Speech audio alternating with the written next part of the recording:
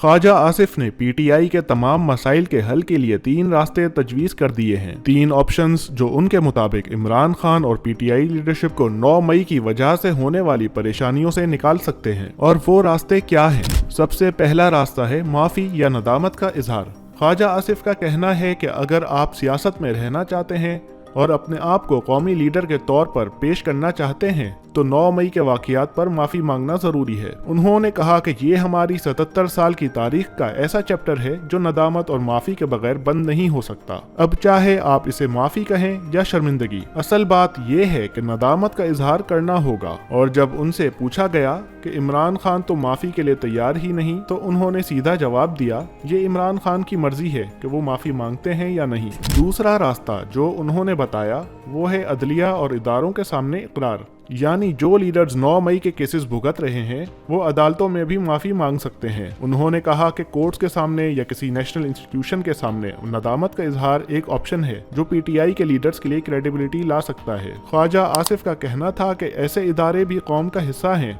और उनके सामने माफ़ी मांगना असल में कौम के सामने माफ़ी मांगने के बराबर होगा। तीसरा रास्ता उन्होंने ये बताया कि पार्लियामेंट के जरिए अवाम के सामने बयान दिया जाए, यानी पार्लियामेंट एक फोरम है जहां पीटीआई अपना कलेक्टिव स्टैंड क्लियर कर सकती है। लेकिन मसला ये है कि पीटीआई के 20 से 30 लीडर्स रोज मुख्तलिफ बयानात देते हैं। कोई कहता है माफ़ी की ज़रूरत नहीं, तो कोई कहता है कि नदामत का इजहार कर लेना चाहिए, और कोई कहता है कि हमने कुछ गलत किया ही नहीं। इन्हीं तजादात की वजह से अवाम और सियासी सिस्टम दोनों को पीटीआई पर ट्रस्ट करना मुश्किल लगता है। ख्वाजा आसिफ ने एक और इंटरेस्टिंग बात भी की।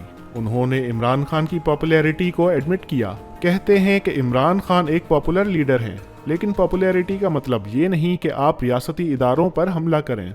4 लोग जमा करके आप कोर कमांडर हाउस, मियाँ वाली बेस या आईएसआई ऑफिस फैसलाबाद पर हमला कर दें, इसे सियासत नहीं कहा जा सकता। लेकिन असल चैलेंज ये है कि क्या पीटीआई इन ऑप्शंस में से किसी एक का इंतखाब करेगी या फिर उनका रवैया नहीं बदलेगा। लेकिन ये उनकी अपनी सियासत को और ज्यादा मुश्किल बनाएगी। ये फैसला अब पीटीआई के हाथ में है।